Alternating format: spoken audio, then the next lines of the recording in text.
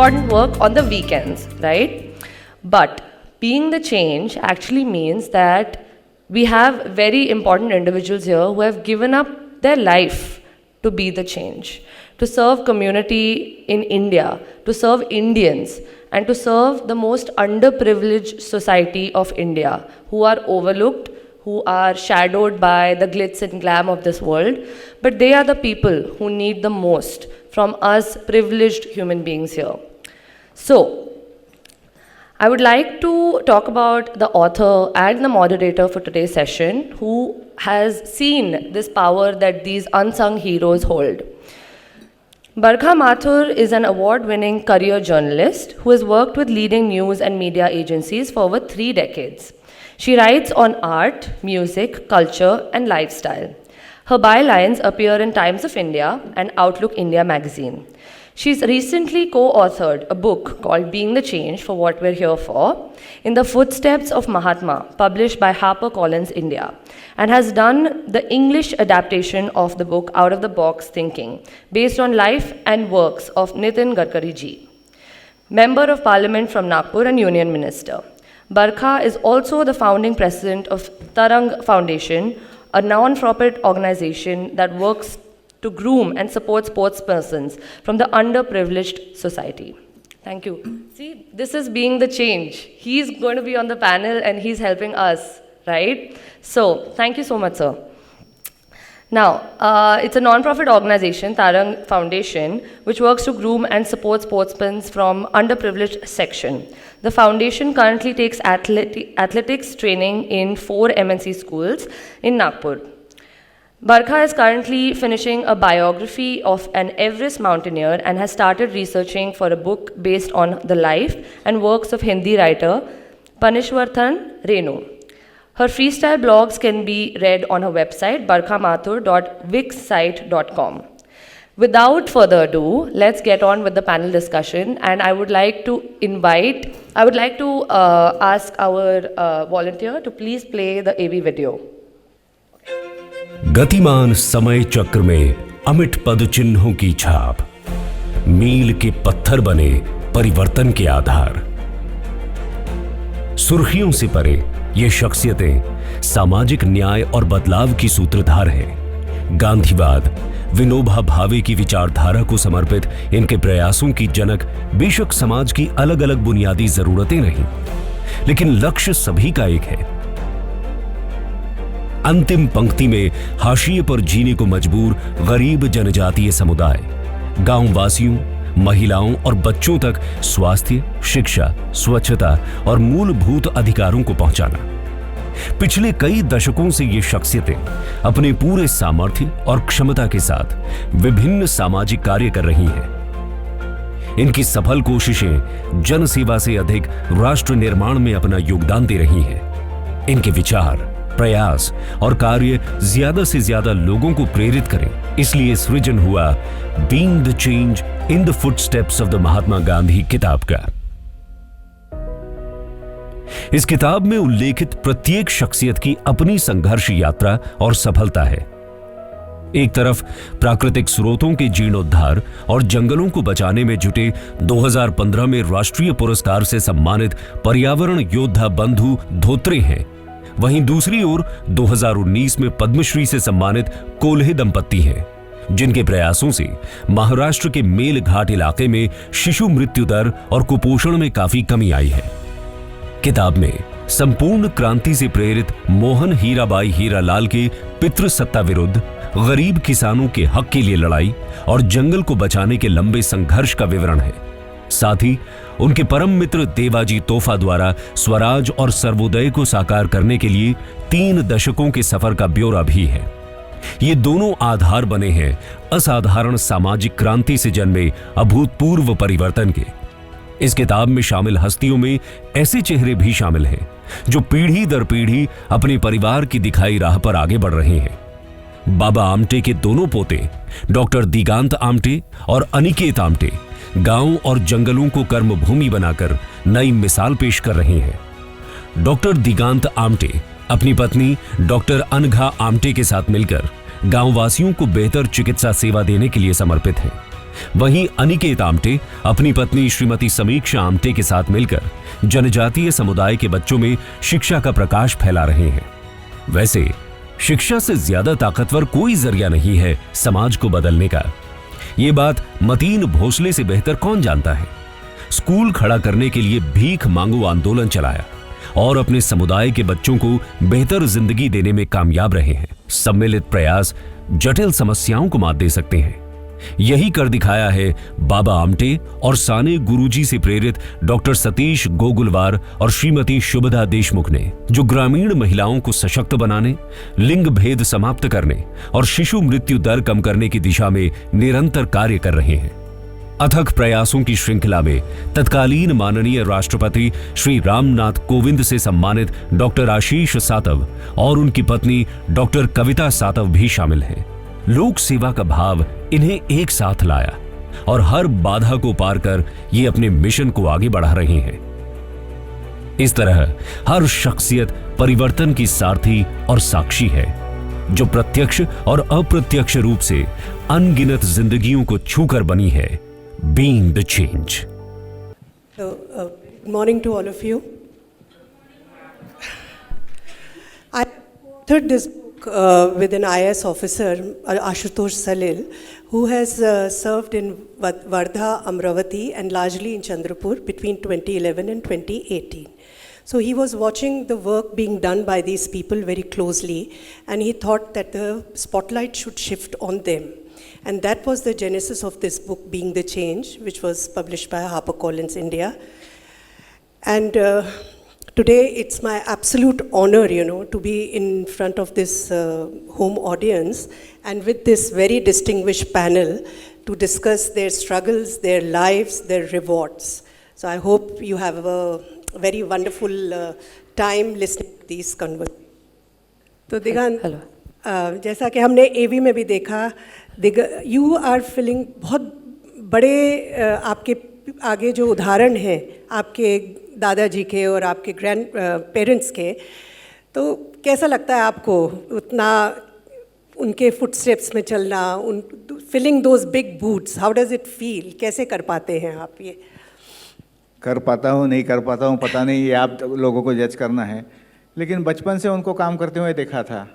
कभी उन्होंने बोला नहीं कि इस काम में आप आओ, कि जब तक आपको अंदर से फील नहीं होता कि हमको ये करना है या इसी तरह के काम करने हैं, तब तक उस काम में कोई मतलब नहीं रहता। अगर आप अंदर से तैयार नहीं हो, इंस्पायर नहीं हो अंदर से, तो फिर वो सिर्फ दिखावा हो जाता है और यह नहीं होता। तो वो हमेशा दिमाग में था कि उनको काम करते हुए देखा था। मेरे ख्याल से उनकी जो एक्शंस थी, that speaks louder than words. तो वो एक्शंस देख के मुझे लगा कि अपने को इनको फॉलो करना है, और वो देखते देखते it was just happen very easily. ऐसे कुछ ज़्यादा कोई प्रयास नहीं करना पड़ा, ऐसे लगा कि ये काम अच्छा है और ये करना है। और वह अभी हो रहे 20 साल तो हो गए करते करते, 21 साल हो गए। अब दिगाने के पास तो दो उदाहरण थे, उनके दादाजी के और उनके माता पिता के। मतीन, आप बिल्कुल अकेले थे, है ना? आपके आगे पीछे कोई उदाहरण नहीं था। आप खुद बहुत सारे समस्याओं से आगे बढ़कर आगे आए, और अभी भी आप बहुत समस्याओं से जूझ रहे हैं। क्या लगता है आपको, किस तरह से अंत होएगा आपकी परेशानियों का? जो आप, मैं बताऊं आप लोगों को कि मतीन अमरावती के पास एक स्कूल चलाते हैं, प्रश्न चिन्ह पाठशाला जिसको बोलते हैं। प्रश्न चिन्ह क्योंकि जब से इन्होंने वो पाठशाला बनाई है, इनको खुद नहीं पता कि उसका फ्यूचर क्या है। और समृद्धि महामार्ग जब बना तो वो पाठशाला को बुलडोज़र से गिरा दिया गया। तब से मतीन जूझ रहे हैं उन सारी परिस्थितियों से। मतीन, बताइए आप क्या सोचते हैं, कैसे अंत होएगा? मैं फासे पारदी कम्युनिटी से बिलोंग करता हूँ। जो फासे पारदी कम्युनिटी है, समाज है, वो समाज जंगल में रहता है। जो समाज को अभी तक स्वतंत्र नहीं मिला, वो समाज से मैं बिलोंग करता हूँ। मैडम से 4 साल से मैं जुड़ा हूँ। प्रश्न चिन्ह जो है, मेरा प्रश्न चिन्ह नाम का स्कूल है। मैं टीचर जब बना तब टीचरशिप करते करते फासे पारदे समाज के ऊपर जो इंग्रज ने जो सिक्का बैठा है चोरी का, वो अभी तक किसने पूछा नहीं है। तो वो करते समय जो बच्चे भीख मांगने वाले, रेलवे स्टेशन पे भंगार बेचने वाले, ऐसे जिनके माँ बाप जेल में मरे हुए हैं, जिनके माँ बाप लाइफ सजा में मरे हुए हैं, जिनको माँ बाप नहीं है, ऐसे बच्चे मैं उठा उठा के स्कूल में डालने के बाद प्रश्न चिन्ह जो स्कूल है वो स्कूल तैयार किया। और 1 रुपये के माध्यम से, मैं भीख मांगो आंदोलन के माध्यम से मैंने वो चंदा जमा करके, मेरे को भीख मांगना बंद करो, ये गुन्हे के मौजूद 28 केसेस मेरे पे हुआ और मेरे को अंडा सेल में हलाया। तो अभी बहुत कठिनाई है। अभी प्रकाश काका आमटे, दिगान दादा, ये परिवार मेरे साथ जुड़ा तो प्रश्न चिन्ह कुछ लोगों तक पहुंचा। अभी नाइक भाई भी है यहाँ बैठे हुए, नाइक भाई भी 2-3 दफ़े आए हैं प्रश्न चिन्ह में।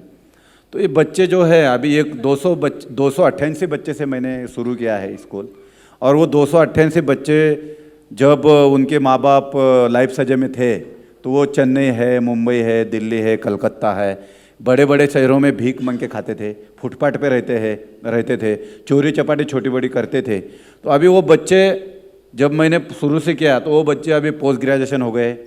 6 लड़कियां अभी नर्सिंग कॉलेज करते करते नर्सिंग कॉलेज में डाले तो नर्सिंग कॉलेज का जॉब खासगी रुग्णालय में वो 15-16 हज़ार में तनख्वाह मिल रहा उनका, और खुद के पैर पे खड़े हैं। तो मैं वो एक ऐसा प्रयास है कि जो मैंने लोगों के माध्यम से ये खड़ा किया था, मेरे को मालूम नहीं था कि इस पर से बुलडोजर चलाया जाएगा करके, और समृद्धि महामार्ग जाएगा और बहुत बड़ा प्रश्न चिन्ह पे प्रश्न चिन्ह खड़ा होगा। तो वो देखकर नज़र के सामने वो पूरा बिल्डिंग, वाचनालय और कुआ वो सब बर्बाद कर डाले। और फिर मैं परेशानी में था तो सिंधुताई सतपाल, प्रकाश काका आमटे, अजय भाऊ किंगरे, जब G24 तास के ऊपर बातें लगी थी कि प्रश्न चिन्ह की इमारत समृद्धि महामार्ग में चली गई और बुलडोजर चलाया गया, तो तब लोग ने मेरे साथ आए और वो मतीन घबराना मत, हम तो आपके साथ है, ऐसा बात जब किया तब मैंने थोड़ा सा डिले किया। और प्रकाश काका आमटे, दिगान दादा, इस सब परिवार ने उसी टाइम मुझे खड़ा करने का काम किया। और प्रश्न चिन्ह तैयार करने के बाद भी ये जो परिवार है, आमटे परिवार, वो मेरे साथ है। और ऐसे आपकी भी बहुत शक्ति है। अब जो पेपर में एक लेख लिया था तो कुछ फाशे भारतीय समाज जो है वो अभी तक उसको स्वतंत्र नहीं, ऐसा समाज से मैं गुजरान करता हूँ। आपकी पूरी मदद से ये प्रश्न चिन्ह चला रहा हूँ। बहुत कठिनाई है अभी भी और बहुत दिक्कत भी आ रही है। आपका जो सहयोग रहेगा वो प्रश्न चिन्ह ये उत्तर दिशा में ले जाएगी आप सबन, ऐसा मैं प्रयास करता हूँ। डॉक्टर गोकुलवार, आप मुझे बताइए कि आप इतने साल से काम कर रहे हैं और आपकी काम की वजह से महाराष्ट्र स्टेट को SHG ग्रुप्स के लिए अवार्ड्स भी बहुत मिले हैं, पर ये कैसा लगता है आपको कि सेल्फलेसली काम करना, कि नाम नहीं होता, कोई फोकस नहीं मिलता, उसका कोई एक्कोलेड्स नहीं मिलते हैं, लेकिन फिर भी काम करते रहना, ये स्ट्रेंथ कहाँ से मिलता है आप जैसे लोगों को? जैसे दिगंत ने कहा कि उसके ग्रैंडफादर और फादर, उनकी एक परंपरा ही, मेरे परिवार में उस तरह का कोई रहा नहीं। एक व्यापारी परिवार से मैं आया हूँ, लेकिन मेरी प्रेरणा भी वहीं रही। पढ़ाई के वक्त मैं बाबा आमटे के जो सोमनाथ में कैंप्स चलते थे, श्रम संस्कार छावनी, उसमें पढ़ाई के वक्त गया था। तो एक मूलतः अपने में इच्छा होती है, जैसे दिगंत ने बोली कि वो खुद में होती है तो हम उस तरह के मार्ग भी ढूंढते हैं। तो मैं भी उसमें मोहन भाई के साथ में हमने चंद्रपुर में वो शुरू किया, उसके साथ में रहने लगा। और पढ़ाई के वक्त, अब उस वक्त भी मेरे यहाँ यही था कि बड़ा भाई इंजीनियर हुआ था तो मुझे डॉक्टर बनने का काफ़ी प्रेशर था। मन से मुझे कोई बहुत इच्छा नहीं थी, लेकिन बन गया। लेकिन उस वक्त भी बताया था कि मुझे प्रकाश जैसा काम, क्योंकि उस वक्त प्रकाश हेमलकसा में मोहन भाई भी वहाँ रहे हैं, तो प्रकाश जी ने काम शुरू किया था। तो मैंने घर में बोला कि डॉक्टर बनूंगा तो उस तरह से मैं काम करूंगा। तो उस वक्त तो परिवार में ये था कि अभी तो इनके दिमाग में कुछ है, लेकिन वो प्रेरणा। और बाद में भाई मैं छात्र युवा संघर्ष सेवानी जो जयप्रकाश नारायण ने खड़ी की थी, एक आंदोलन था युवकों का, उसमें मैं पढ़ाई के वक्त नागपुर में ही मेडिकल का पढ़ाई चालू था, उसी वक्त उसमें शामिल हुआ। उसमें मुझे पूरे देश भर के सवाल घूमना हुआ मेरा, और पूरे देश के सारे ग्रामीण क्षेत्र, राजस्थान, बिहार, सभी क्षेत्र में मुझे देखने को मिला। फिर सवाल सामने आए थे कि लोग किस तरह से ये होते हैं। और उस वक्त ये था कि जेपी मूवमेंट में हमको ये कहा गया कि 30 साल के बाद आप गांव में जाइए। तो शहरों से पढ़े लिखे थे, गांव मालूम था, लेकिन गांव में जाके करेंगे क्या। तो उस वक्त उन्होंने भी उत्तर दिया कि गांव में जाकर आप कुछ भी कीजिएगा, गांव में जाओ तो आपको सवाल ये होंगे। तो उस वक्त फिर हमने ये किया था, लेकिन अब उस वक्त शादी का भी एक बहुत प्रेशर था। तो शुभदा इसी परिवार में छात्र युवा संघर्ष समिति में थी, उसको भी इस तरह के काम में रुचि थी। तो हमने शादी की और 83 में हम गढ़चुल में, मोहन जी पहले ही वहाँ काम कर रहे थे, तो उनके साथ ज्वाइन हुए। तो एक बार जाने के बाद आपको सवाल काफ़ी मिलते हैं और लोगों से सीखने को भी मिलता है। तो जो चीज़ें वो पूरे काम के इसमें हमने सीखी कि लोग, हमको लगता है कि लोग बहुत पिछड़े हैं, लोगों के पास कुछ ज्ञान नहीं है। तो जो चीज़ें जो मैं सीख कर शहरों से आया था वो निकल गई। एक तो लोगों के पास अपना ज्ञान होता है, कितना भी गरीब हो, कितना भी वंचित हो समाज, जो भी सारे समाज के साथ में मैं काम कर चुका हूँ, तो उनके पास अपनी ज्ञान की प्रक्रिया होती है और हम सब कोई उनको सिखाने वाले नहीं होते, तो साथ में सीखने की बात होती है। तो वो प्रक्रिया को हमने सीखा, जो शुरुआत की काम की, तो उसमें से सीखा कि लोगों के साथ काम करना है, उनमें ऐसे परिवार में आत्मविश्वास निर्माण करने की प्रक्रिया है, तो जाके वो काम अपना खुद करे। तो ये काम से पिछले 40 साल से सारे आदिवासी, महिला, दलित और किसान, छोटे किसान, इनके साथ काम कर रहा हूँ। तो ये मेरा भी शिक्षण हो रहा है, आज भी मैं सीखता हूँ, उनकी कई चीज़ें आज भी मुझे सीखने को मिलता है, उनको भी उसके साथ में ये होता है। तो और उसमें बहुत आनंद भी आता है, जिस आनंद के लिए हम सारे पैसे कम, क्योंकि मेरे जो क्लासमेट है सारे डॉक्टर बने हो, तो आज प्रैक्टिस कर रहे हैं जगह जगह, नागपुर में ही है, काफ़ी दोस्त हैं कि जो कमा रहे। तो आखिर जो आनंद उसमें मिल रहा है मुझे, तो मुझे लगा आज भी मुझे 40 साल के बाद में भी नई दिशा, नया सीखना, उनके साथ काम करने में आनंद आता है। तो ये सारी प्रक्रिया उसमें से खड़ी हुई। जैसे आप कहिए कि आप गांव में जाते हैं तो आप मेडिकली कुछ करते हैं, तो लोगों का प्रोग्रेस होती है, पढ़ाई लिखाई लेते हैं, लेकिन मोहन भाई ने जो काम लिया वो बहुत ही अलग किस्म का काम था, और जो उनकी सोच थी वो मेरे ख्याल से, अगर मैं यहाँ समझाना भी शुरू करूँगी तो बड़ा मुश्किल है। वो एक तरह का संबल प्रदान करना चाहते थे आदिवासियों को। उनका काम ये था कि आप स्वयं सीखिए अपने आप से, और स्वयं को आप वो पूरी पावर दीजिए जो लोगों के पास होती है। बहुत लोग कहते हैं कि ये बड़ा एक यूटोपियन कंसेप्ट है। यूटोपियन मायने जो beyond imagine, it is too good to be true, ऐसा कंसेप्ट है। लेकिन मोहन भाई, आप मुझे बताइए कि जब आप गांव में गए तो आपको ऐसा लगा था कि ये आदिवासियों को आप इस तरीके की शिक्षा दे सकेंगे, और आप ये कि जो गवर्नेंस बाय कंसेंसस है मेंढा लेखा में जो आपने किया, तो आपको तब ऐसा लगा था, कैसे आप ये कर पाए, कि किस तरीके से ये शिक्षा हुई लोगों की? ये बात मेरे दिमाग में पहले से थी कि मैं कोई शिक्षा देने के लिए नहीं जा रहा हूँ, और मैं ना तो शिक्षा दे सकता हूँ। मुझे उनसे सीखना है, और जो पूरे देश और दुनिया की समस्या है उस पे कुछ इलाज ढूंढने की कोशिश करनी है। सतीश भाई ने जैसे कहा, जयप्रकाश नारायण जी से प्रेरणा ली थी। 1973 में युवकों के नाम से उन्होंने एक अपील की थी नवनिर्माण आंदोलन के समय में, कि भाई युवाओं को आगे आना चाहिए, देश की समस्याएं सुलझाने का काम सिर्फ सरकार का नहीं है, ये इस देश के जो लोग हैं, हमारा संविधान भी कहता है कि we the people of India, हम देश है, और हमें ये काम करना चाहिए। वो लोक शक्ति दिखाई नहीं दे रही थी, और उस लोक शक्ति को ढूंढने की कोशिश में मैं था। और गांधी विनोबा जेपी की धारा में सर्वोदय विचार नाम से जो विचारधारा है उसमें आता है कि ये लोक शक्ति वहाँ प्रकट होती है जहाँ पे लोग पास पास में रहते हैं समुदाय में और अपना निर्णय सर्वसहमति से करते हैं। क्योंकि ये हमारे अनुभव की बात है कि जहाँ भी समुदाय होता है वो निर्णय बहुमत से करता है, तो जैसे ही बहुमत से निर्णय लेता है वो अपने आप को दो धड़ों में बांट देता है और कमज़ोर बन जाता है। और आपने जो कहा यूटोपिया शब्द, वो दुनिया इसके लिए इस्तेमाल करती थी कि ये कैसे संभव है सर्वसहमति, ये तो परिवार में भी नहीं होती है, खून का रिश्ता होता है पति पत्नी बेटा बेटी, लेकिन वहाँ भी सर्वसहमति नहीं होती, तो आप गांव की क्या बात करते हैं। लेकिन संघर्ष वाहिनी ने एक बात सिखाई थी कि करके देखो, गांधी का सूत्र है कि करके देखे बिना आप कैसे निष्कर्ष पे पहुंच सकते हैं।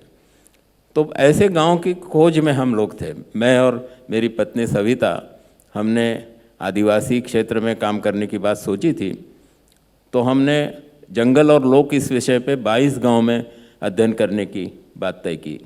सहभागी पद्धति से हम लोग अध्ययन करने की योजना बनाई, जिसका मुख्य उद्देश्य था कि क्या ऐसे कोई गांव या समुदाय होता है जो सर्वसहमति से काम करता है।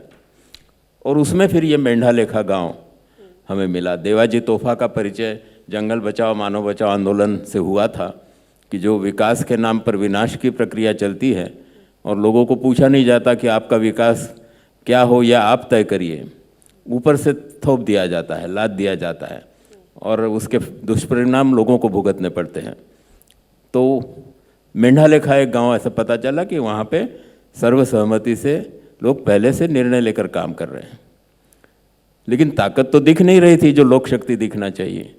तो फिर हम उन्हीं के साथ में फिर हमने सहभागी पद्धति से कृति पर काम, पार्टिसिपेटरी स्टडी कम एक्शन रिसर्च जिसको कहते हैं, उस तरह से अध्ययन का काम उनके साथ शुरू किया। और एक बात समझ में आई कि सर्वसहमति से निर्णय तो लेते हैं, लेकिन निर्णय लेने वाली मीटिंग में सिर्फ पुरुष ही होते हैं, महिलाओं को मनाही होती है, क्योंकि हमारे समाज में पुरुष प्रधान पितृसत्ताक व्यवस्था बहुत गहरी पहुंची हुई है और महिलाओं को कह दिया जाता है कि आपका तो काम घर को संभालना, बाल बच्चों को संभालना, जानवरों को खेती का काम करना, इतना ही है। तो लोगों को भी समझ में आया, तो वहाँ के पुरुष नेतृत्व ने फिर महिलाओं के पास गए और कहा कि आपको आना चाहिए, अगर जंगल हमें बचाना है, जंगल पे अधिकार प्राप्त करना है, तो बिना आपके सहभाग से नहीं होगा। तो महिलाएं भी तब तक जागरूक हो चुकी थी। उन्होंने कहा कि हम आएंगे आपके मीटिंग में, ये हमारी मीटिंग है, हमारे गांव का काम है और जंगल का आपसे ज़्यादा हमारा ज़्यादा संबंध है उसको बचाने के लिए, लेकिन हम आए तो आए कैसे। तो पुरुष नेतृत्व ने कहा कि वो पैर नहीं है आपके पास में, चल के आइए। उन्होंने कहा पैर तो है, लेकिन आपकी जो पुरुषों की मीटिंग होती है वो ऐसी होती है कि आप शराब पी के आते हैं, गाली गलौज करते हैं, कोई ढंग की बात नहीं होती है, तो ऐसी मीटिंग में हम कैसे आए। पहले आप शराब बंद करिए। महिलाओं ने अपनी सबसे बड़ी समस्या को छू लिया था, क्योंकि उसकी सबसे बड़ी मार जो है शराब की, वो महिलाओं को और बच्चों को सहनी पड़ रही थी। तो उन्होंने कहा जब ये शराब बंद करोगे तब हम आएंगे। और फिर गांव को शराब बंद करनी पड़ी, फिर महिलाएं आई और फिर वो लोक शक्ति जो नहीं दिख रही थी वो प्रकट हो गई।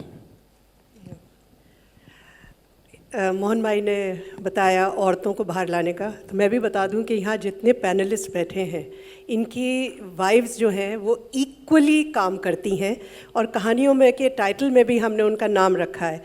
हमारा पुरुष प्रधान समाज है कि ये लोग आज बैठे हैं, वाइफ्स वहाँ बैठी हुई हैं, लेकिन मेरे को ऑथर भी एक मेल हैं, उन्होंने मुझे यहाँ बिठाया है और खुद नहीं आए हैं, तो we are balancing it in this manner.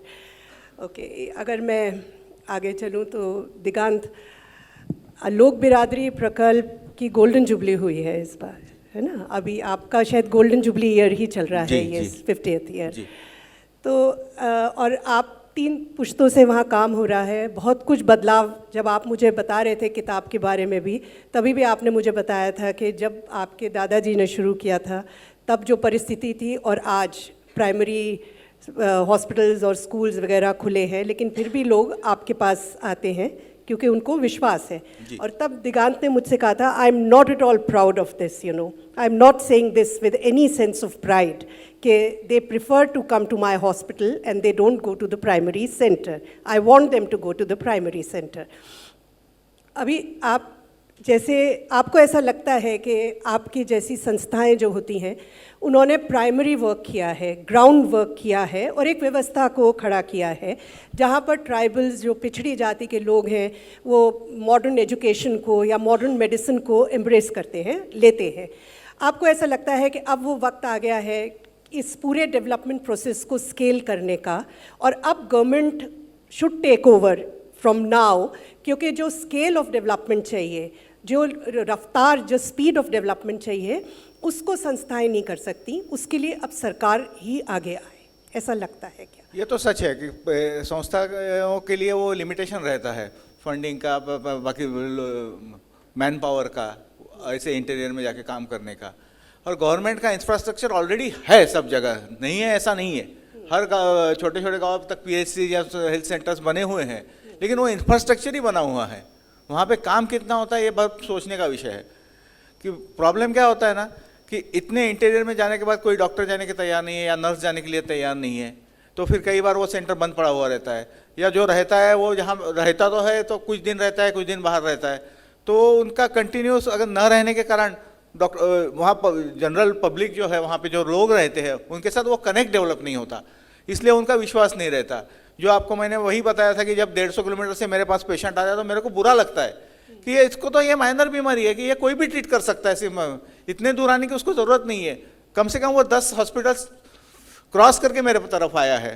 तो इसके लिए ऐसा स्केल अप करने के लिए वो है ना, थोड़ा सा एक मोटिवेशन होना चाहिए कि कई बार कि जो गवर्नमेंट ऑफिसर्स काम करते हैं, कुछ लोग अच्छा काम करते हैं, उसके बारे में कोई बात नहीं है, लेकिन जो काम नहीं करते उनको इतना तो कहना चाहिए, यार इतना पगार, अगर आप 7th पे 8th पे कमीशन आ रहा है तो इतना पगार आपको मिल रहा है, वो पगार के हिसाब से तो काम करो यार, जितना मिलता है उतना तो काम करो एटलीस्ट। उतना भी किया तो भी काफ़ी फर्क पड़ जाएगा। क्योंकि आपको मैं उदाहरण देता हूँ कि यहाँ पिछले साल मेरे पिताजी को कैंसर हुआ था, तो हम सब लोग नहीं थे वहाँ पे, कुछ 1-2 महीने बाहर थे, पूना में उनकी ट्रीटमेंट चल रही थी। तो भमरागढ़ में एक गायनेकोलॉजिस्ट आया, after so many 50 years, he is working in rural hospital Bhamragad, government hospital, और उसने अच्छा काम किया उस लड़के ने। तो सीधा सीधा आज पता चल रहा है कि हमारा डिलीवरी लोड जो हॉस्पिटल का था वो एक 30-40% शेयर हो गया। वो भी करता है, वो सिजेरियन भी करता है। तो ऐसे लोगों को आपने मोटिवेट करना चाहिए कि वो कर रहा है तो उसको जरा मोटिवेशन दो, ये दो। 3 महीने के लिए एनेस्थेटिस दी दिया उसको, उसके बाद एनेस्थेटिस निकाल दिया। कैसे सिजेरियन करेगा वो? गायनेकोलॉजिस्ट होने के बाद भी सिर्फ नॉर्मल डिलीवरी कर पाएगा, उसके आगे तो सिजेरियन तो जाएगा नहीं। तो ये जो है ना, ये एक सिस्टम लगना चाहिए। अगर वो कल ट्रांसफ़र हो जाता है तो उसकी जगह दूसरा आएगा क्या? नहीं आएगा। उसकी जगह कोई तो भी दूसरा आके बैठेगा, वो जो स्पेशलिटी का होगा, गायनेक का नहीं होगा, तो फिर गायनेक का काम बंद पड़ जाएगा। इसके पहले रेडियोलॉजिस्ट आके बैठा था, वो चला गया, वो मशीन वैसे पड़ा हुआ है। ये सिस्टम में कुछ तो भी ऐसे चेंज आना चाहिए कि वो सिस्टम लग जानी चाहिए कि एक इंसान के ऊपर डिपेंड नहीं होना चाहिए, वो सिस्टम लगनी चाहिए कि एक ऑफिसर आता है, वो अच्छा काम करता है, उसके बाद वो अच्छा काम दूसरा ऑफिसर आता है, वो अगर उसको उसका काम पसंद नहीं है, वो काम बंद हो जाता है। तो ये नहीं होना चाहिए, वो काम स्केल अप होना चाहिए। ऐसे तो लगता है ये अगर गवर्नमेंट वो कर ले, इनिशिएटिव ले ले अच्छे से और मोटिवेट कर ले तो काफ़ी फर्क पड़ जाएगा। मतीन, आपसे मैं अगर पूछूं कि आज जिस तरीके से आपने खुद देखा फर्स्ट हैंड कि समृद्धि महामार्ग आया और उन्होंने, क्योंकि वो डेवलपमेंट है, तो उन्होंने वो सारा चीज़ें हटाई। आपने मुझसे एक बार कहा था कि आप से बहुत सरकार दबाव डालती है कि आपके बच्चों को ज़िला के स्कूल में डाल दिया जाए, और आप कहते हैं कि नहीं, वो स्कूल वहाँ पर उस स्कूल में वो सरवाइव नहीं कर पाएंगे, वो बच्चे फांसे पारदेस ट्राइब के जो बच्चे हैं। तो आपको अब क्या लगता है, आज की जो परिस्थिति है, आज का जो माहौल है, आपको लगता है कि अब आपने गिव अप करना चाहिए कि चलो ठीक है, सरकार स्कूल चला रही है, उनमें जाने दो, या आपको ऐसा लगता है कि नहीं, आप संघर्ष करेंगे और आप अपना ही प्रश्न चिन्ह पाठशाला को दोबारा से खड़ा करेंगे? क्या परिस्थिति है अभी? मैडम, जो आपने सवाल पूछा वो बरोबर है। गवर्नमेंट ने तो पूरे इसमें माहौल बना के रखा है, जो शिक्षा के वंचित जो कम्युनिटी है उसके बारे में शिक्षा देना बहुत ज़रूरी है। पर लेकिन फाशे पर्दे जो समाज है, वो समाज रहता है जंगल के जंगल में रहने वाला, टेकड़े पे रहने वाला, जो गांव से 3 किलोमीटर अंतर पे रहने वाला, और जहाँ वो बेड़े रहते हैं, जहाँ वो पाढ़े रहते हैं, जहाँ वो डेरे रखकर जंगल में रहते हैं, वो जो समाज जहाँ जहाँ रहता है ना, जो गांव से रहता है, वो गांव वाले भी उनको इनकार करते हैं। क्या ये गांव में अगर फांसे पारदी आ गए तो ये चोरी चपाटी करने वाले हैं, इनको हटा दो। अभी भी पूरा जो है वो जाति भेद जो बोलते हैं, वो जाति भेद पूरे बहुत जुल्म सहन कर रहे हैं फांसे पारदी कम्युनिटी के लोग। जहाँ शहर अभी मैं आते समय 4-5 बच्चे मिले तो मेरी भाषा में बोले, मैंने बोला कहाँ थे तू, शाड़ा में सीख, तो बहुत चले गए मतीन भोसले आए करके। पूरे महाराष्ट्र में ऐसा मैं बड़े बड़े शहरों में अगर गया ना तो फांसे पारदी कम्युनिटी के लोग यहाँ हैं। अभी यशवंत स्टेडियम में मैं 35 बच्चे लेके गया था। अगर महाराष्ट्र में बहुत एजुकेशन की तरीका तो बहुत अच्छी है, पर लेकिन अपन एक रास्ता से अगर विचार करा तो ये जो कम्युनिटी के लोग हैं फांसे पारदी समाज के, इनकी भाषा जो है ये अलग है। वो सिर्फ नामधारी उनके नाम है स्कूल में, पर वो एजुकेशन के बारे में उसकी जो भाषा है वो भाषा मराठी मैं ट्रांसलेशन करके वाघरी बोली भाषा को ये करता, पढ़ाई करता। एक चला म्हणजे पहिले 0 त्याला लंबी रेस 1 दिला, पहले मैंने 0 निकाला, लंबी रेस दिया, 1 अंक तैयार होगा। ऐसा मैं ये करते करते फिर वो गाने के माध्यम से ऐसा बच्चे को हाला मिला के सिखाता था। लेकिन वो जो अभी गवर्नमेंट का ये पोजीशन रहने को होना, क्या जो जहाँ जहाँ फांसे पारदी समाज के लोग हैं वहाँ शहर या सिंगल पर की स्कूल तैयार करना, क्या हमारे जैसे एनजीओ तो अभी दिगान दादा ने जो बताया वो बरोबर है कि एक मर्यादा गिरता है। 288 बच्चे से मैंने शुरू किया था स्कूल, और वो बच्चे लेके अभी 511 बच्चे हैं, और कम से कम 600 से 700 बच्चे अभी भीख मांग रहे पूरे महाराष्ट्र में। वो पूरे अलग अलग तरीके के अलग अलग इसमें पूरे फील्ड वर्क में वो भीख मांग के खा रहे हैं। तो गवर्नमेंट ने ये सोचना चाहिए कि जो फांसे पारदी कम्युनिटी के लोग हैं, टीचर है, डीएड हुए हैं, उनके पाढ़े पे टांडे पे सर्वे करके वही बोली भाषा के उम्मीदवार अगर लाए तो ये भी समाज इतर समाज के बराबरी में जाएगा और इसका भी विकास होगा। ऐसा मेरे को गवर्नमेंट का जो ऐसा धोरण होगा तो बहुत अच्छा उसका डेवलपमेंट हो जाएगा।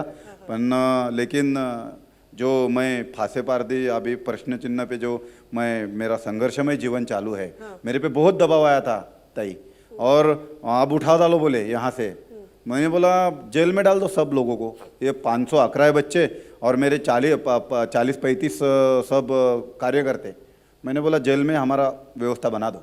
वो करते समय मेरे पे और भी 3 केसेस लगा, 28 केस मेरे को अंडा सेल में डाला। ऐसा करते करते छूट के आने के बाद भी मैंने वो शुरू रखा, पर लेकिन मेरे को ऐसा मालूम नहीं था कि ये प्रश्न चिन्ह पे समृद्धि महामार्ग कार्ड बुलडोजर चलाएंगे। तो बहुत कठिनाई आई। मैं फ़ोन पे भी बात किया, मैंने बोला था ऐसा ऐसे जुल्म आ रहे मेरे पे। तो वो करके सब लोग मेरे साथ में डबल जुड़े, और अभी वो टक्चर एक खड़ा करा है। अच्छा। उसमें भी एक लड़कियां का हॉस्टल, लड़के के हॉस्टल बहुत ज़रूरी है। और ऐसा बहुत सारे कठिनाई हैं। प्रश्न चिन्ह पे बहुत सारे प्रश्न हैं। अभी जो अपन बैठे हुए लोग, आपके लोग जो है, वो प्रश्न चिन्ह में से उत्तर चिन्ह कैसे करेंगे ये अभी सोचिए। Doctor Gogulwar, you know there are so many agencies, आपके जैसी बहुत सारे एनजीओज हैं अक्रॉस इंडिया, वो काम कर रहे हैं और वो बहुत सारा चेंज आप लाए भी हैं, उन्होंने फ़र्क भी किया है। तो नाउ जैसे समाज बदल रहा है, लोगों का अवेयरनेस बहुत ज़्यादा बदल रही है, इवन जिन लोगों को आप सर्व करते थे उनके भी अब अवेयरनेस लेवल्स जब आपने शुरू करा था तब से अब में काफ़ी बदल गए। तो for NGOs like yours, what is the expectation from the society and from the government, both? एक तो जैसे दिगंत ने भी बताया कि संस्था एक मर्यादित स्वरूप में ही काम कर सकती है, लेकिन वो सवालों को अलग ढंग से एडवोकेसी का काम ज़्यादा कर सकती है। तो हम जब शुरू किया शुभदा और हमने, तो पहले शुरुआत में हमने महिलाओं के साथ शुरू किया तो महिलाओं के सेल्फ हेल्प ग्रुप एक प्रक्रिया चली थी, महिलाओं के साथ काम करते वक्त वो सवाल आया। तो उस वक्त महिलाओं के ऐसे गुट बनाना, यह प्रक्रिया महाराष्ट्र में बहुत कम जगह थी, 2-3 जगह ही थी। जो आंध्र प्रदेश में थी वो बांग्लादेश का मॉडल था, जिनमें मोहम्मद यूनुस को नोबेल मिला। तो वहाँ से आई थी संकल्पना जिसमें महिला एक जगह आए, क्योंकि अपनी पूरी प्रक्रिया में जो स्त्री पुरुष समता वाली जो बात है, तो स्त्रियों के हाथ में कोई संसाधन के साधन भी नहीं है, उसके नाम पे कोई प्रॉपर्टी भी नहीं होती। अभी अभी कुछ जगह बैंक के खाते खुले हैं, उस वक्त तो कुछ भी नहीं था, ना घर है, ना खेती पे उसका नाम है, ना उसके नाम से कुछ पैसा भी है। तो हर बार वो डिपेंडेंसी होता है। तो सेल्फ हेल्प ग्रुप के प्रक्रिया में पहली बार ये अनुभव हुआ कि महिला आर्थिक दृष्टि से कुछ अपना व्यवहार कर सकती है। गढ़चिरौली में आप देखेंगे कि 96 में जब ये मूवमेंट ज़्यादा पीक पे आया था, पूरे डिस्ट्रिक्ट में ये गवर्नमेंट के साथ में ही किया था, तो करीबन 1700 सेल्फ हेल्प ग्रुप सिरोंचा से लेके कोरची तक बने थे शासन के प्रक्रिया से। और पहली बार महिलाएं बैंक में जाकर अपने व्यवहार करने लगी। तो बहुत सारे मैनेजर ये बोलते थे कि ये बैंक में महिला कैसे आती है, जनरली पुरुष ही जाता है और कुछ काम महिला के नाम से होगा तो लेके जाएगा, लेकिन महिला बैंक में आके अपनी व्यवहार कर रही है, कर्ज ले रही है और रिफंड कर रही है। तो अब ये एक मॉडल था, लेकिन वो बाद में सरकार ने एक्सेप्ट किया। अभी आज आप देखेंगे कि पूरे देश में सेल्फ हेल्प ग्रुप लाइवलीहुड जो मिशन है, पूरे देश में लाइवलीहुड मिशन है, महाराष्ट्र में महाराष्ट्र लाइवलीहुड मिशन है, उसमें सारे महिलाओं के बचत गट है। जो हम ये बचत गट के काम करें तो सारे अभी उस प्रक्रिया में आए। तो एक एडवोकेसी होता है कि एक मॉडल होता है कि जिसको फिर सरकार एडप्ट करती तो पूरे देश भर में उसका फैल होता है। महाराष्ट्र में तो हुआ ही है। तो आज जो जिस बचत गट को हमने उस वक्त बनाए थे महिला को सक्षम, वो सारे उसमें अभी लाइवलीहुड मिशन से जुड़े और उस तरह से होता है। तो मैं हम हर बार इशू में जहाँ जहाँ हमने ये काम किया, एक हमने दूसरा जिस मतीन जिस कम्युनिटी की बात कर रहा है, तो अपने यहाँ नोमैडिक ट्राइब में ही आते हैं। तो हमारे यहाँ भी धीवर समाज जो होता है, अपने यहाँ बहुत 2 उद्योग ये करते हैं। एक करते हैं मच्छी पकड़ने का और दूसरा कोसा का, टसर रेशम का नाम सुना होगा, अपने विदर्भ में ही वो ज़्यादा है और वो इस कम्युनिटी करता है। उस कम्युनिटी के साथ मैंने जब काम किया था, एक 5-7 साल जो काम किया, उसमें इन लोगों को जंगल से परंपरा से ये लोग काम करते थे और जंगल पे कोई अधिकार नहीं था। तो उसमें उस इशू को लेके हमने उस अधिकार को जब उनकी समाज, वो लोग कभी उन्होंने मोर्चा नहीं निकाला था, कभी अपने हक के लिए लड़ाई नहीं की थी, ऐसे समाज को ये करके उन्होंने पहली बार इस तरह से लड़ाई की। और वो भी हमारे सारे आंदोलन के मुद्दे यही रहे जो गांधी विनोबा जयप्रकाश से हमने सीखे थे, शांतिमयता और अहिंसक पद्धति से।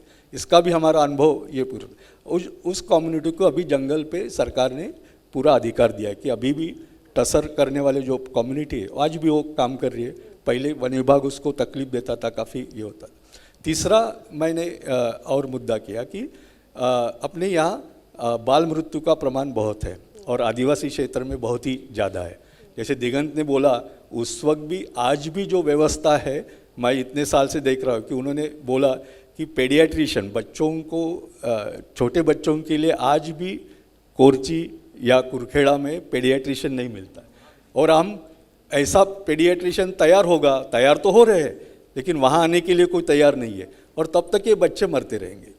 तो उसमें एक मॉडल जो डॉक्टर अभय बंग जी ने शुरू किया था, होम बेस्ड न्यूनेटल केयर, तो उसको हमने कोरची तालुका में, उसमें देश में वो प्रयोग करीबन 8 जगह हुआ था। उन्होंने पहला रिसर्च किया, तो उसमें हमने गांव के एक छोटी महिला को, बिल्कुल 3री-4थी पढ़ाई हुए महिलाओं को बेयर फुटेड पेडियाट्रिशियन बनाया। और उस वक्त 2000 to 2006 में वहाँ 1000 बच्चे जन्म लेते थे, तो 72 बच्चे 28 दिन के पहले मरते थे। और इन महिलाओं ने और दाई ने उनको जिस तरह से ये किया, उसके आधार पर वो 36 तक आए। यानी अपने वहाँ ताकत है लोगों को इस तरह का प्रशिक्षण देने के। अब उसी मुद्दों को, जो मॉडल है उसको आरोग्यताई का बोलते हैं, उसी वक्त छत्तीसगढ़ में मिथानी का प्रयोग चल रहा था। ऐसे ही गांव के महिलाओं को, क्योंकि अपनी आरोग्य सेवा वहाँ तक पहुँची नहीं थी, दे ही नहीं रहे थे, उस दोनों के आधार पे आज जो हम NHM में, नेशनल हेल्थ मिशन में आशा जो आज आप देख रहे हैं, वो आशा का मॉडल उसी से बना। तो आप एक इशू को रखते हैं तो पूरा देश में उसका आता है। आज आप पूरे देश भर में जो आशा है वो उसी मॉडल से आई है। एक तो मिथानी और जो आरोग्यताई का जो प्रयोग है उसमें से, और दूसरा अर्बन में ये जो मिशन है वो बहुत लेट आया। 2007 में हमने नागपुर स्लम में कुपोषण और बाल मृत्यु के ऊपर काम किया, तो 1.5 लाख पॉपुलेशन में हमने काम किया। मैं इसी सिटी में पढ़ा हूँ, यही मेडिकल कॉलेज में पढ़ा हूँ, लेकिन मुझे भी पता नहीं था कि यहाँ 3 मेडिकल कॉलेज है, इतने हॉस्पिटल्स है, फिर भी यहाँ नवजात शिशु का मृत्यु दर इतना कम है। तब 36 पे हमने कोरची में लाया था, यहाँ 37 था। तो सारे कारपोरेशन वाले ये कर रहे थे, ये ऐसा कहता, क्योंकि यहाँ स्लम पॉपुलेशन में वो सारे गाँव से आए हुए हैं उसमें। तो उसमें भी हमने इसी तरह का प्रयोग किया जो आशा का प्रयोग है। करीबन 150 ऐसी महिलाएं हमने यहाँ बस्तियों में तैयार की थी, वो आज आशा करके यहाँ काम कर रही है। कोरची में भी वो आशा प्रोग्राम में शामिल हुई, यहाँ भी हुई। तो आप एक मॉडल सरकार की तरफ करते, आप पूरे देश में या क्षेत्र में नहीं कर सकते। तो इतने इस तरह के मॉडल जो हैं वो हमने ये किए। आज भी अभी जैसे मोहन भाई ग्राम सभा की बात करें कि मेंढा जैसे गांव एक तैयार हुआ, तो वन हक कानून के बाद में अभी हमारे गढ़चिरौली में हम 100 ग्राम सभाओं के साथ काम करें। जो गांधी विनोबा जयप्रकाश का सपना था कि ग्राम स्वराज्य वाली कल्पना, तो ये गांव आप ग्राम स्वराज्य की दिशा में जा रहे। पहली बार देश में इस तरह के संसाधन लोगों के हाथ में आए हैं इतने सालों से, ताकि उसके ऊपर उनका विकास और इसकी सारी प्रक्रिया हो रही है। तो ये संस्था कोई एक ये कर नहीं सकती है। दूसरा एक और इशू बताता हूँ कि मैं दिव्यांगों के साथ हम लोग काम कर रहे हैं, तो करीबन 3000 दिव्यांगों के साथ में आज हमने जोड़े हैं। उनका संगठन खुद बना है, उनका फार्मर्स प्रोड्यूसर कंपनी है, कि हम उनके इतने लोगों तक पहुंच नहीं सकते, लेकिन उनका संगठन और ये पूरा ये कर सकते हैं। तो ऐसे मॉडल की जिसमें सरकार की तरफ एडवोकेसी करके पूरे इश्यूज जो आते हैं उसको करे और लोग अपने प्रक्रिया को आगे ले जाए। तो ये दोनों 3 प्रक्रिया में आज इस तरह की प्रक्रिया लोग आगे ले जा रहे हैं। तो यही मुझे लगता सबसे ज़्यादा, कि हमारी तो मर्यादा बहुत कम है। धन्यवाद। मोहन भाई, आपसे एक बिल्कुल जल्दी से पूछूंगी, वो मुझे समय समाप्त का नहीं बता भी नहीं, रही है। एक्चुअली आप टाइम ले लीजिए अपना, but we should ask audience if they have any questions, वो अच्छा भी लगेगा। बट आप प्लीज़ मैं कंटिन्यू। बिल्कुल जल्दी से पूछूंगी मोहन भाई से। मोहन भाई, अब जब इतना डेवलपमेंट की बात हो रही है, सरकार कह रही है, तो ये जो आपकी जल जंगल और ज़मीन की जो लड़ाई है, वो आपको लगता है कि ये संघर्ष आपका और बढ़ेगा जब डेवलपमेंट आने लगेगा, माइनिंग होएगी, स्टील सिटीज़ बनेंगी, तो आपको क्या लगता है कि ये जो पर्यावरण में और जो डेवलपमेंट में किस तरीके का संतुलन आदिवासी लोग बना सकेंगे अपने लिए? क्या होगा इनका? सिर्फ आदिवासी नहीं, देश के सभी, दुनिया के सभी लोगों को ये संतुलन बनाना में सहभागी होना पड़ेगा। और संतुलन बनाने का एक सबसे बड़ा महत्वपूर्ण क्षेत्र है जो आज की व्यवस्था है, जो सिस्टम है, उसको अगर बदलना है तो आज की जो विकास का निर्णय लेने वाली व्यवस्था है, जिनका विकास है वो तो गांव में, शहरों में, मोहल्लों में रहते हैं, लेकिन वो अपना निर्णय नहीं ले सकते। उनका निर्णय कहीं दूर मुंबई में या दिल्ली में बैठे लोग लेते हैं कि विकास क्या होना चाहिए। पहले तो ये व्यवस्था बदलनी चाहिए। तो मेंढा लेखा ये उसका उदाहरण है कि ये संभव है। जब महिलाएं आई और सर्वसहमति से निर्णय लेने की प्रक्रिया में सहभागी हुई और गांव ने ये माना कि एक महिला भी असहमत है तो हम उनके लिए रुकेंगे, हो सकता है उनकी बात सही हो। इस तरह से जब निर्णय होने लगे तो उन्होंने एक नारा दिया कि दिल्ली और मुंबई में हमारी सरकार, हमारे गांव में हम ही सरकार। ये हमारी और हम ही के बीच का अंतर जो है उसको आपको समझना होगा, और उसको बदलने की ताकत किसी सरकार में नहीं है, वो लोगों में है। जो लोग सरकारों को ताकत देते हैं वो अपनी ताकत खो देते थे। तो मेंढा के लोगों ने तय किया कि विधानसभा में और लोकसभा में तो हम सब नहीं जा सकते, तो इसलिए हमारे प्रतिनिधि को ताकत दे के भेजेंगे, लेकिन वो हमारे गांव में क्या हो ये निर्णय, वो ताकत जो है वो हम उनको नहीं देंगे। उसकी ताकत हम अपने पास में रखेंगे और शहर के लोग भी कर सकते हैं। इसमें आदिवासी, गैर आदिवासी, धर्म, जाति का कोई संबंध नहीं है। हर इंसान में प्रकृति ने ये ताकत रखी हुई है और उसका इस्तेमाल जब लोग खुद करेंगे, और वो करने की जगह है फिर गांव या मोहल्ला, जहाँ पे प्रतिनिधि की ज़रूरत नहीं है, सारे महिला और पुरुष इकट्ठा बैठ सकते हैं लेकिन एक बात का ध्यान रखना होगा, बहुमत से निर्णय लेंगे तो आपकी ताकत नहीं रहेगी। एक व्यक्ति की बात भी सही हो सकती है, ये मानकर सर्वसहमति से निर्णय लेंगे तो फिर वो ताकत गांव से, मोहल्लों से प्रकट होगी और वह व्यवस्था को बदलने की शुरुआत वहाँ से होगी। व्यवस्था में जो लोग हैं उनके अपने वेस्टेड इंटरेस्ट है। लोग अपेक्षा करते हैं कि वो सब कर देंगे, वो नहीं करेंगे। क्यों करेंगे? उनका नुकसान होगा। आपका नुकसान हो रहा है तो आपको सोचना होगा आपके हित की बात क्या है, आपका असली विकास क्या है। इसका निर्णय लेने की ताकत जो संविधान ने हम इस देश के लोगों को दी है उसका इस्तेमाल करना पड़ेगा। मैं ऑडियंस से रिक्वेस्ट करती हूँ, अगर किसी के पास कोई क्वेश्चंस हो फ्रॉम दिस ऑगस्ट। वाह, My question is for Digant sir. What are the lessons you have learned from your parents and grandparents? What are the lessons you have learned from your parents and grandparents? सबसे बड़ा lesson तो ये है कि जो भी काम आपको करना है तो इंस्टेंट ग्रेटिफिकेशन के लिए मत जाओ। इंस्टेंट सक्सेस अगर आपको मिलता है तो उसके बाद में आपको कई बार डिप्रेशन भी आ सकता है, क्योंकि कंटिन्यूस सक्सेस कभी रहता नहीं है। और जब भी आपको काम करना है, आपको वहाँ पे गड़ के रहना है, अपनी जड़ें मजबूत करनी है, तो आप वहाँ कुछ सालों तक, ज़्यादा दिनों तक अगर आप काम करते रहे तो आपको कुछ ना कुछ ये मिलेगा, अब सक्सेस मिलेगा आपके काम में। वो फेम और इसके पीछे अगर आप दौड़ेंगे तो आपको डिप्रेशन ही आएगा। फेम के लिए आपको काम नहीं करना है, आपको काम करना है क्योंकि आपको लग रहा है वहाँ काम करना है, आपके काम करने से किसी का कुछ भला हो रहा है, या उसके साथ काम करने के बाद आपका भी कुछ भला हो रहा है, आपको कुछ समझ में आ रहा है, उनसे कुछ चीज़ें आप सीख रहे हो। हाँ, इट्स अ एक्सचेंज। और always work with the people, वो बोलते थे, not for the people but with the people, that will make a change. Anybody else? किसी के पास कोई?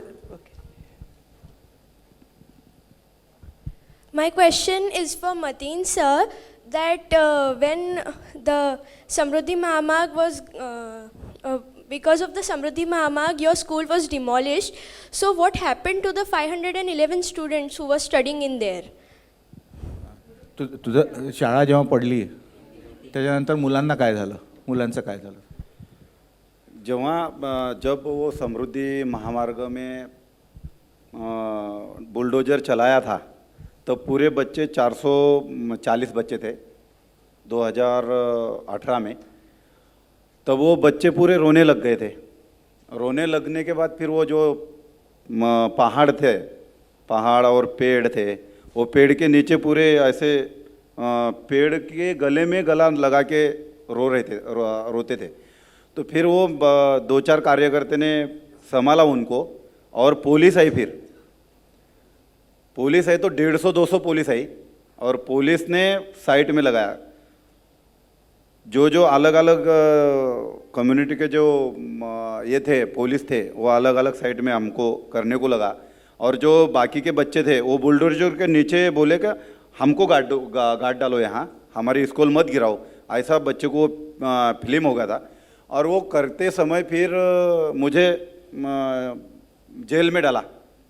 तो फिर वो 7 घंटे से मेरे को छोड़ा, और छोड़ने के बाद फिर वो बच्चे, मैं वहाँ स्पॉट पे जब गया तब उनको संभाल के ये किया कि अपने साथ बहुत लोग हैं, अब ऐसी इमारत अपने को खड़ी करना है। तो फिर वो बच्चे भी शुरू से मेरे संघर्ष में लग गए, तो अभी वो बच्चे वहीं पे हैं।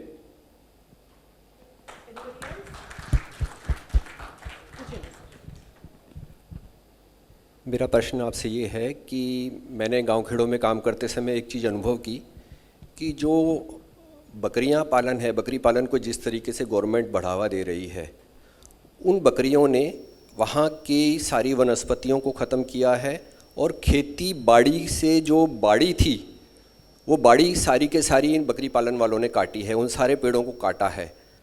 तो कहीं ना कहीं कुपोषण और बीमारियां इनसे जुड़ी हुई हैं क्या, कि शहर वाले जिस तरीके से मांसाहार कर रहे हैं और वो सारे गांव वाले अपना सब कुछ उनको खिला पिला के बकरियों को शहर में भेज रहे हैं, तो क्या कुपोषण इन चीज़ों से जुड़ा हुआ है क्या, क्या बीमारियां इन चीज़ों से जुड़ी हुई हैं क्या? पोषण नहीं, मुझे तो इतना इसका अनुभव नहीं है कि हमारे एरिया में ज़्यादा नहीं हुआ ये चीज़ें, बकरी पालन और इसके वजह से सारा उसको खिला देते, ये बहुत ही कम हुआ है। आप में से किसी को अनुभव है तो आप बताइए। मुख्य चीज़ है, बकरी और गाय बैल सब लोग पालते हैं किसान, वो बकरी गाय बैल उनकी खेत का जो फसल होती है वो तो नहीं खाती, फिर जंगल या बाहर की चीज़ें क्यों खा लेती है? उपाय ये है कि वो जंगल, वो चारागाह, वो भी लोगों के हो जाए, तो फिर बकरी पालन में संतुलन होगा। जो खेती में नहीं खा सकती तो वो जंगल में भी नहीं खाएगी, और उसको क्या चारा चाहिए इसका नियोजन वो लोग खुद कर सकते हैं और करते हैं, और जहाँ लोग खुद करते हैं वहाँ पे नुकसान नहीं होता।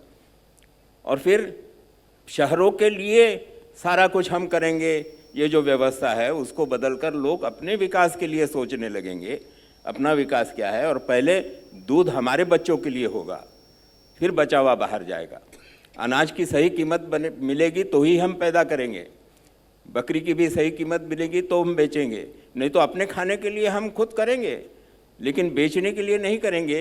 ये जो बेचने के लिए व्यवस्था ने उनको मजबूर कर दिया है, ये व्यवस्था को बदलने की ताकत भी लोगों में है, और उसकी ताकत उसके अधिकार के साथ आती है। वो व्यवस्था बदलेगी तो ये बदलता है। ऐसे कई अनुभव कई गांवों के हैं।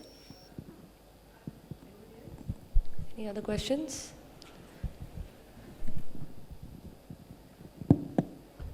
My question is to Satish sir. Sir, from whom you get the inspiration to do this wonderful change? Inspiration, Yes sir. वैसे मैंने शुरुआत में ही बताया था कि एक इंस्पिरेशन बाबा स्टूडेंट लाइफ में मैं बाबा आमटे का सोमनाथ में श्रम संस्कार शिविर चलता था, तो वहाँ महाराष्ट्र से काफ़ी बच्चे, मैं उस वक्त कॉलेज पढ़ता था, तो वहाँ आते थे। वहाँ श्रम संस्कार यानी आपको शारीरिक श्रम करना पड़ता, कोई तालाब बांधना है, रोड है, और फिर वैचारिक ये भी मिलती थी बातें कि ये शब्द क्यों थे। उस वक्त वो बाबा आमटे ये भी कहते हैं, श्रम में श्री राम है ना, भगवान में आप श्रम करेंगे तो उसमें ही भगवान आपका है, और अपने सारे इसमें, तो वो प्रेरणा रही। और आगे में मेडिकल की पढ़ाई के वक्त में ये सारा गांधी, विनोबा और जेपी आंदोलन में मैं रहा, वो विचार रहा। उससे ये लगा कि हमको जो हमारे से भी कमज़ोर लोग हैं और जिनको आवश्यकता होती है उनके साथ में काम करना चाहिए, क्योंकि उसमें ही अपना आनंद भी है, तो प्रेरणा स्थान हो रहे उसमें। और आगे फिर सारे सामाजिक विचारों की जो प्रेरणा स्थान रहे हैं, डॉक्टर अंबेडकर है, महात्मा फुले है, शाहू महाराज है, ये सारी परंपरा स्त्री पुरुष समझवन में और सामाजिक प्रश्नों पे जो भूमिका था, ये सारे प्रेरणा स्थान पढ़ाई में और इसमें रहे हैं। जैसे समृद्धि महामार्ग के बारे में आपने कहा, ये महामार्ग तो डेवलपमेंट के लिए जरूरी है, पर आपके स्कूल भी उतना जरूरी है, पर तो आपके स्कूल का कोई अप्रूवल नहीं था कि जो आपके इसको गिरा दिया गया है? वो सिर्फ ग्राम पंचायत की एनओसी थी, गवर्नमेंट की वो गवर्नमेंट लैंड पे वो मेरी बिल्डिंग खड़ी थी, तब मुझे कुछ पता नहीं था कि वह ये यहाँ से आएगी। फिर ग्राम पंचायत की मैंने एनओसी ले लिया था, ग्राम पंचायत ने एनओसी दिया, तो वो एनओसी के ऊपर मैंने वो स्ट्रक्चर खड़ा कर दे रहा था।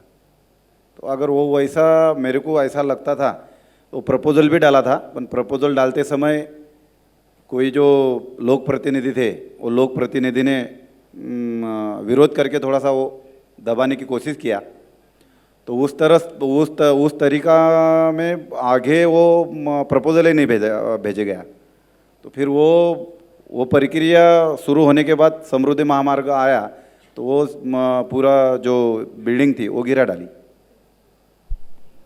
Okay, so sorry, but we'll have to close this session now. But आप कभी भी इनसे मिलके बाहर भी मिल सकते हैं and आपके questions आप पूछ सकते हैं. I would, okay, no problem. No problem. ले लीजिए आपके, yes, yes, yes. Yes, yes, yes. हाँ, definitely. So मेरा जो क्वेश्चन है ये मतीन सर के लिए। सो सर, जब आपको पता चला कि आपकी स्कूल अब गिरने वाली है, सो आपको ऐसा नहीं लगा अंदर कि आपको कोई एक्शंस लेना चाहिए उसके अगेंस्ट? मैंने एक्शन सर ऑन है आपका माइक ऑन है. मैंने बहुत एक्शन लिया, आमरण उपेशन, रास्ता रोको और मोर्चे. मैंने जब जब लॉन्ग मोर्चा निकाला तब तब मेरे पे लाठीचार्ज भी हुआ और मेरे को जेल में डालने का कोशिश किया बाबू. तो वो समृद्धि महामार्ग होने तक 1 किलोमीटर की अंतर हो छोड़ दिया था उन्होंने. प्रश्न चिन्ह तो 1-2-4 किसान थे मेरे साथ विरोध करनारे. वो पूरी मिलिट्री लगा के एक रात और एक दिन में पूरा वो कांक्रीटिंग कर डाला. और मेरे को वहाँ जो मैं मोर्चा ले गया था, मोर्चा मेरा वहाँ लॉन्ग मोर्चा चालू था और यहाँ मिलिट्री खड़ी करके रोड का काम शुरू करने का प्रयास उन्होंने कर डाला था. मैंने बहुत संघर्ष किया, पर लेकिन उस संघर्ष को अपयश आ गया. और यश आने के बारे में सब लोग ये प्रश्न चिन्ह के साथ जुड़े हैं. और मैं सरकार को नहीं मानता, पर ये जो लोग हैं मेरे साथ, ये जो विचारधारी मंडली मेरे साथ है पीछे, वो उनको ही मैं सरकार मानता हूँ. इस तरह का मैं वो पूरा संघर्ष में जीवन करके निराश तो नहीं हूँ, पर मैं प्रयास करना चाहता हूँ इसके लिए. Okay, so this was a very so thank you everybody for listening so patiently and आपने बहुत अच्छे questions भी पूछे हैं. I'm very glad कि आप बच्चे यहाँ पर आए because ये session youth के लिए सबसे important है because we need to work, है ना. जो हमारे दोस्त हैं, जो हमारे अंडर प्रिविलेज चिल्ड्रन हैं, उनके लिए हमें काम करना है because they are the future, right. So without further ado, हमारे पास टाइम बहुत कम है, so I would like to ask Jitendra Nayak to come and present mementos to our dear friends here and also our author and moderator and Amardeep sir as well. Let's have a huge round of applause everybody.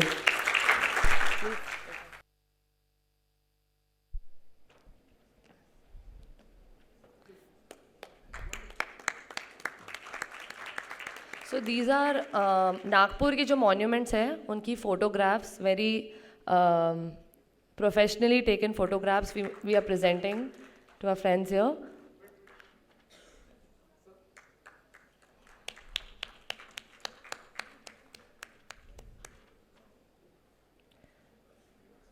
Next up.